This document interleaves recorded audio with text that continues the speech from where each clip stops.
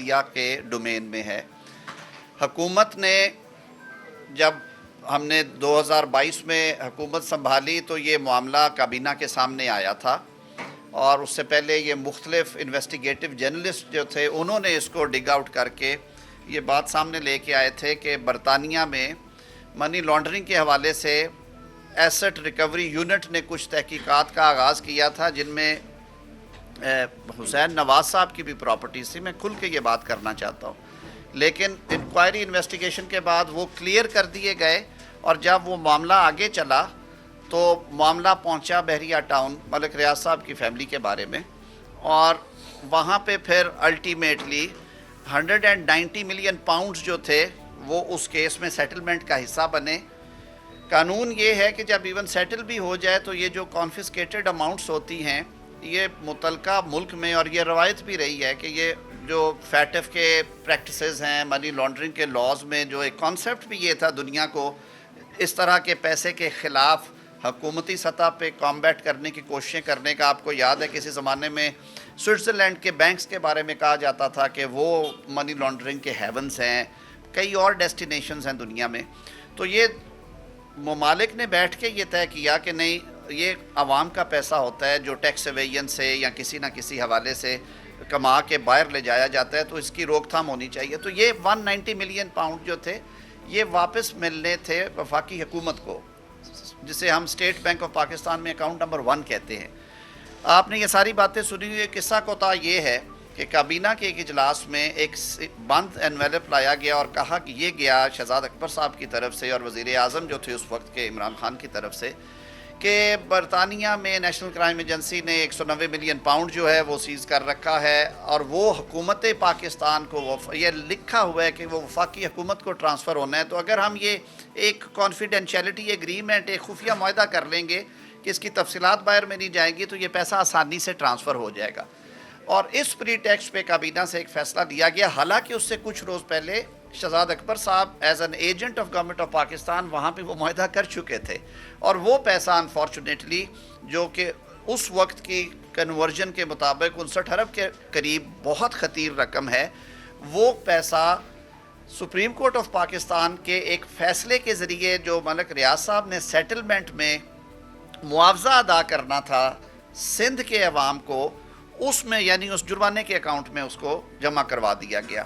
تو اس بات کی دوسری تصدیق پھر سپریم کورٹ کے ایک بعد کے فیصلے سے ہوتی ہے، جب کیبنٹ ڈیسیژن میں یہ سب دیکھا گیا تو ایک کیبنٹ کمیٹی بنی، وزیر اعظم شہباز صاحب نے اس پہ آرڈر کیا، معاملہ جو تھا وہ نیب کو ریفر کر دیا گیا، اور ساتھ ہدایت کی گئی اٹارنی جنرل آفس کو کہ وہ وفاق کی طرف سے سپریم کورٹ میں درخواست دائر کریں اس مقدمے میں کہ یہ پیسہ پاکستان کے عوام کا ہے، یہ کسی سیٹلمنٹ میں پیسہ نہیں جائے گا جرمانے کی ادائیگی میں یا اس طرح کے کسی کام میں۔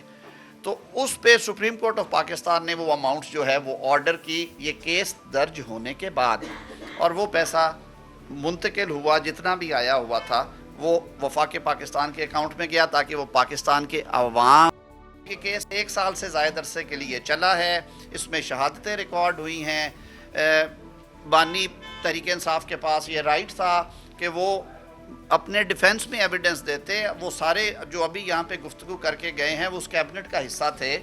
میڈیا پہ مخاطب ہونے کی بجائے زیادہ بہتر تھا کہ وہ عدالت میں جاتے، صفائی کے گواہ کے طور پہ پیش ہوتے، سرکاری وکیل ان پہ جرح کرتے تاکہ اگر وہ سچے ہیں تو ان کا سچ ثابت ہوتا، اگر وہ درست نہیں ہیں تو ادروائز انفرنس لیتی عدالت، لیکن یہ ان کی چوائس تھی، انہوں نے صفائی میں گواہان پیش نہیں کیے۔ آج جو فیصلہ سنایا گیا ہے 14 سال کی سزا کا اور 7 سال کی سزا کا، وہ بنیادی فیصلہ ہے۔ ٹرائل کورٹ نے ظاہر اس کیس کو کنکلوڈ کیا، بڑا تحمل کا مظاہرہ کیا، کئی پیشیاں دی، ایک تفتیشی آفیسر کے جہاں تک مجھے یاد پڑتا ہے کوئی 30 یا 31 دفعہ مواقع دیے گئے کہ اس پہ جرح مکمل نہیں تھی کی جا رہی۔ اب ان کے پاس یہ رائٹ ہے کہ وہ اپیل فائل کریں، اور میں یہ توقع رکھتا ہوں کہ اپیل ہونے کی صورت میں، یہ میری پاکستانی شہری کے طور پہ خواہش ہے کہ ہمارا نظام انصاف جو ہے اس میں ایک پیرٹی ہونی چاہیے، اس میں کنسسٹنسی ہو کہ اکبر کے، انور کے، بشیر کے، بوٹے کے کیسز میں جو ٹائم لائنز ہیں، فرسٹ ان فرسٹ آؤٹ کی جو پالیسی ہے، ان کیسز میں بھی وہی ہونی چاہیے کہ مقدمے دائر ہوں تو وہ اپنے نمبر کے اوپر ٹیک اپ کیے جائیں، ان کو میرٹ کے اوپر ڈیسائیڈ کیا جائے، اور اس کے علاوہ میرے خیال میں اس پہ کمنٹ کرنے کے لیے اور کچھ نہیں ہے۔ یہ بتائیے، آپ وزیر قانون ہیں، پی ٹی آئی والے یہ کہہ رہے ہیں کہ یہ کیس اسلام آباد ہائی کورٹ میں 3 پیشیوں کی بار ہے، اور اس سے پہلے بھی سائفر کے کیس میں بھی حکومت جو ہے یا پروسیکیوٹر جنرل جو ہے وہ ایویڈنس پیش نہیں کر سکے، تو کیا آپ سمجھتے ہیں کہ اب عمران خان کی ضمانت ہو جائے گی اور وہ رہا ہو جائیں گے اس کیس سے؟ جو بعد سزا ضمانت کے پرنسپلز ہیں، جہاں تک مجھے یاد پڑتا ہے 14 سال سزا میں ضمانت as a matter of right نہیں ملتی۔ دوسری بات یہ ہے کہ ضمانت کے لیے ایک بعد سزا ضمانت کے لیے ایک بنیادی پرنسپل وضع کر دیے ہیں سپریم کورٹ آف پاکستان نے، کہ وہ کہتے ہیں کہ آپ نے کیس کے میرٹس میں نہیں جانا، صرف فلوٹنگ آن دا ریکارڈ اگر کوئی بالکل اوپر تیرتی ہوئی کوئی بہت بڑی قانونی غلطی نظر آ رہی ہے تو اس کو دیکھنا ہے، اور اس سے زیادہ میں کمنٹ نہیں کروں گا۔ میرے خیال میں یہ بالکل چونکہ آپ وزیر قانون بھی ہے، وزیر اطلاعات بھی ہے، یہ جو القادر ٹرسٹ کیس کا آج فیصلہ آیا ہے، 3 دن سے جو صحافی جو خاص طور پر نون لیگ کی طرف ان کا جواب زیادہ ہے، وہی فیصلہ آلریڈی جو ہے وہ ٹی وی پر بیٹھ کے اناؤنس کر چکے ہیں، تو قانونی حیثیت سے آپ کس طرح دیکھیں گے کہ یہ کر رہے ہیں، تو کیا پیمرا اس طرح کے صحافیوں پر کارروائی کرے گی؟ میں نے تو اسی لیے ہمیشہ احتیاط کا دامن تھامے رکھا ہے، اور آج بھی یہ بات کر رہا ہوں کہ اسلام آباد ہائی کورٹ نے جب اس کیس کو دیکھنا ہے تو فیصلہ انہوں نے کرنا ہے۔ میں آپ کی بات سے بھی متفق نہیں ہوں۔ آپ نے بہت سویپنگ سٹیٹمنٹ دے دی ہے کہ فیصلہ اناؤنس ہو گیا اور اس میں بتا دیا گیا،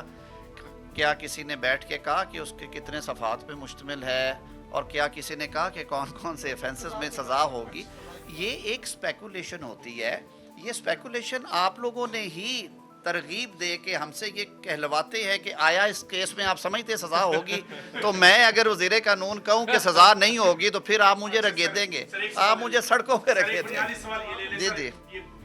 فیصلہ جو بھی آیا ہمارے عدالتیں اور کورٹس موجود ہیں، آپ لوگوں نے بھی نواز شریف سمیت تمام قائدین نے مقدمات کا سامنا کرنا پڑا، جیلوں میں گئے اور جلاوطن کرنے ہوئے۔ میرا بنیادی سوال اس میں جو ہے نا وہ یہ ہے، ایک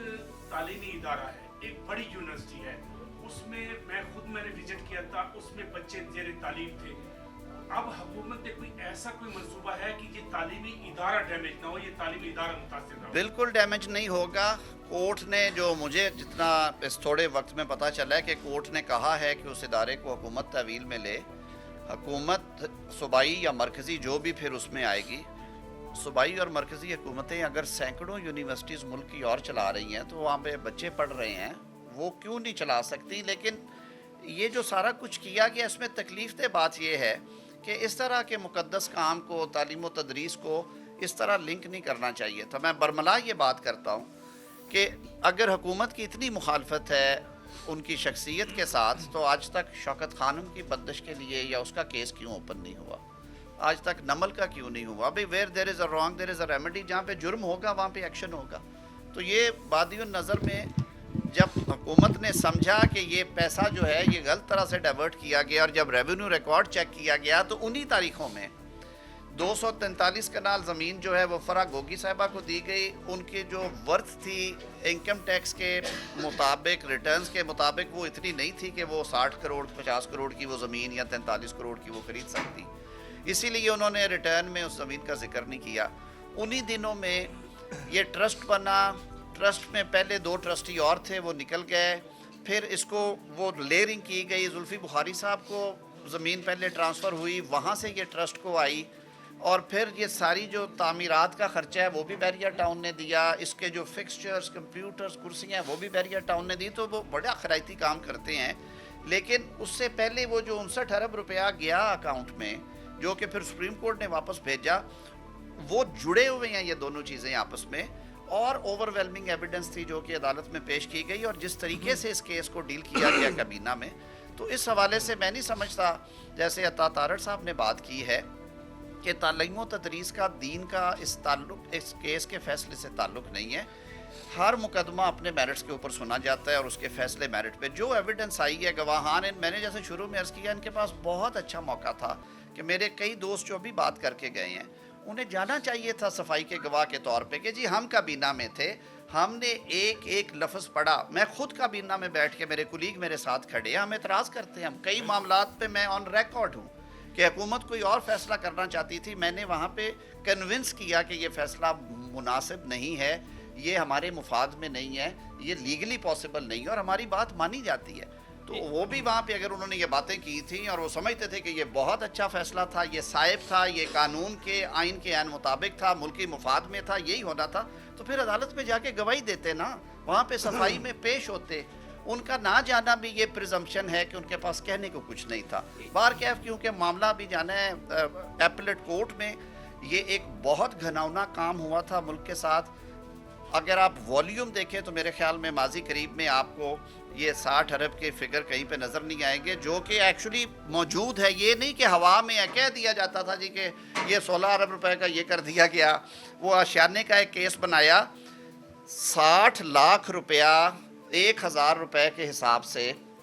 ایپلیکینٹس نے وہاں پہ مکان الاٹ کرنے کے لیے 60 لاکھ روپیہ یا 6 کروڑ روپیہ جمع کرایا. 1000 روپے وہ بھی سرکاری اکاؤنٹ میں پڑا تھا. کہا گیا کہ ہزاروں لوگوں کے اربوں روپے شہباز شریف جو ہے حکومت اس نے برباد کر دیے. وہ آن ریکارڈ تھا، یہ میں کورٹ کے پیپر سے کوٹ کر رہا ہوں. تو اس میں تو وہ پیسہ موجود تھا. وہ جب پکڑا گیا تو سپریم کورٹ نے اسے ٹرانسفر کیا. لیٹ سی کہ فیوچر میں جو ایپلیٹ فورمز ہیں وہ کیا فیصلے کرتے ہیں. بطور ایک قانون کو سمجھنے والے کے یا قانون کے طالب علم کے طور پہ جتنا میں نے پڑھا ہے، this is an open and shut case. بہت شکریہ. جی ٹیکا خان، جی ٹیکا خان میں جی کل جوڈیشل کمیشن کے حوالے سے جو مطالبات سامنے آئے ہیں، ٹیو آرز اگرچہ آج کا وہ نہیں بنتا، لیکن آپ کی رائے معلوم کرنا چاہ رہا ہوں. وہ تو ریجیکٹ کر دیے یہ مطالبہ، تو کیا گنجائش ہے؟ میں حصہ نہیں ہوں اس مذاکراتی کمیٹی کا، ہمارے سینئر کولیگز وہاں پہ بیٹھتے ہیں. لیکن جیسے میں پہلے کو بات کر رہا تھا کہ کچھ چیزیں ایسی ہیں جو کہ صرف لیگل میکنزم کے اندر ہی، اس فریم ورک کے اندر رہتے ہوئے آپ کر سکتے ہیں. 9 مئی کے حوالے سے انہوں نے کہا کہ 9 مئی کے اوپر ایک ایسا کمیشن بنایا جائے، یہ دیکھے کہ وہ واقعہ ہوا کیسے ہے اور لوگ وہاں پہ کیسے پہنچے ہیں اور پھر یہ سارا کچھ کس نے کیا. تو وہ مقدمات پینڈنگ ہے اور ایڈوانس سٹیج پہ، کچھ میں سزائیں بھی ہو چکی ہیں. تو سب جوڈس میٹرز میں فیکٹ فائنڈنگ کمیشنز نہیں بنتے، وہ عدالتوں میں اب ایڈوانس سٹیج پہ ہیں. اسی طرح کچھ اور مطالبات جو ہیں وہ قانونی طور پہ پاسبل نہیں. اب یہ کہنا کہ لوگوں کو رہا کیا جائے، وہ عدالتوں نے رہا کرنا ہے. رہائی کا صرف ایک اور طریقہ ہے اور وہ آرٹیکل 45 کے تحت صدر مملکت کا اختیار ہے کہ اگر کوئی ان کے پاس رحم کی اپیل کرے، جسے ہم مرسی پٹیشن کہتے ہیں، تو صدر مملکت کسی کی سزا میں معافی، تخفیف، کمی یا مکمل طور پہ اس کو ختم کر سکتے ہیں. اس کے علاوہ میرے خیال میں جو ہماری لیگل فریم ورک ہے، ڈسپنسیشن ہے، اس میں عدالتی فیصلے کے علاوہ کسی کی رہائی ممکن نہیں ہے. بہت شکریہ. Thank you G.